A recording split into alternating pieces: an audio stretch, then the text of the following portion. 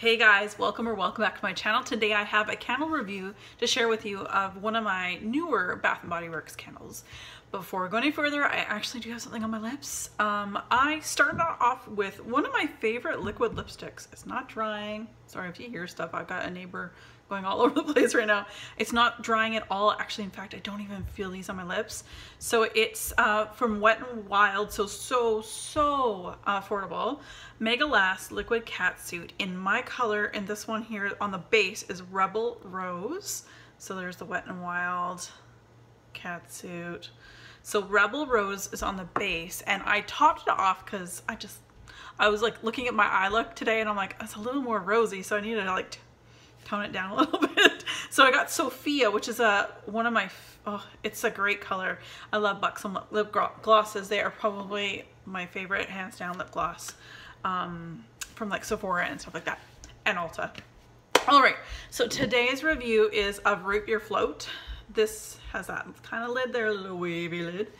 So root beer float is described, basically it's described on Bath & Body Works website as root beer, vanilla ice cream, and a dollop of whipped cream, I think is what it says.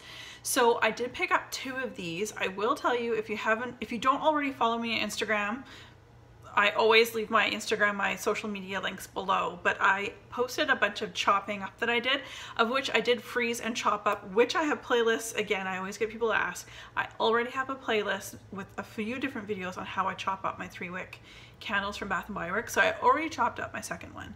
So my review on this one, I picked up 2 because I really liked it. I thought it was so unique. I was so excited because for once in a long time, I felt like at this particular collection, for the most part, a lot of things were new to my nose for Bath & Body Works. So I did pick up 2.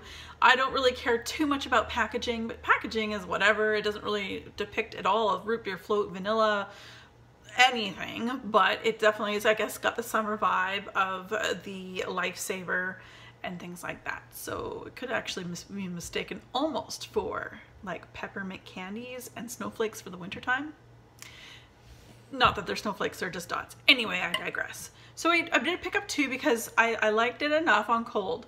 I don't care about the decoloration of a candle at all with the wax, as long as it smells the same way as it always is. As long as it smells the way I bought it in the first place. It doesn't get the puny wicks and therefore kerosene and all that. So I waited till I got down to below the 50% mark.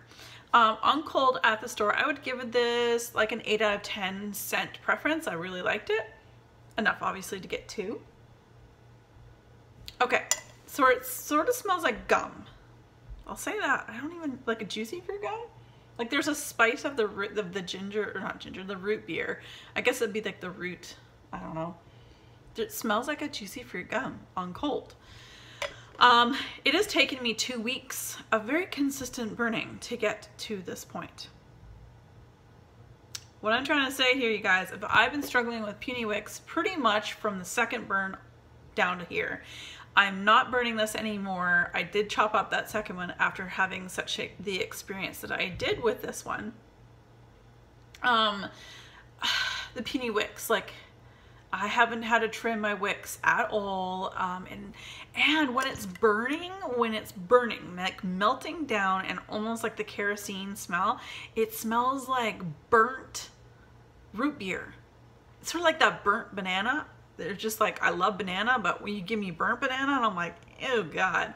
So I tolerated it for a little while, and I burnt it, you know, I put it out, try it again, move it around different rooms. It throws really well, but at the same time, I'm like, why did this one have to throw? Because while burning, it really did take on not necessarily kerosene, but a burnt, like if you're about to make a s'more and you shove your marshmallow on a stick over the fire and you're not looking, and you pull it out and there's flames coming off of this marshmallow, and you just wanted a nice tan marshmallow, but you pick it up and it is so crispy fried. Add that to root beer. There's no fizzy note at all. I actually get like the root beer, there's a spice, like a blend, and like I say, it's very similar to like juicy fruit in my mind. But yeah, anyway, I don't smell dollop of whipped cream. I don't smell the vanilla ice cream. I definitely smell a root beer, like a fairly authentic one, but with burnt smell. So I wouldn't recommend picking this up to burn. I do recommend, if you like the smell on cold, buy it, freeze it, chop it up. Watch my playlist on how to do that, or anyone else's playlist for that matter. There's loads of people with playlists on how they chop up their 3-wick candles, or various different companies' candles. So I wouldn't recommend this at all. It wasn't my favorite to burn, but if you do like the scent, I would definitely chop it up. And what I likely will do is save my chopped up one till next summer and add a fizzy note, like fizzy pop to it, because I didn't get any fizzy out of this. And root beer, most soda or pop, is kind of on the fizzy side. Gives you that tickle, and or like for me, like it's very, you know, before I was on my stomach meds, I would upset my stomach a little bit or give me heartburn because of its fizziness. So anyway, you guys, that is my review on the root beer float. It may not be the most popular review. I don't really care. I'm going to come to you guys and let you know exactly how I feel. And although I had high expectations and I was let down a bit, I am still glad I got the second one and will be burning the second one, or burning. I will be melting the second one because I'll enjoy it for a lot longer, and perhaps add some of that fizzy pop from various vendors to this as well. So as always, you guys, thanks for stopping by. Be safe, take care, and have fun. Bye, guys.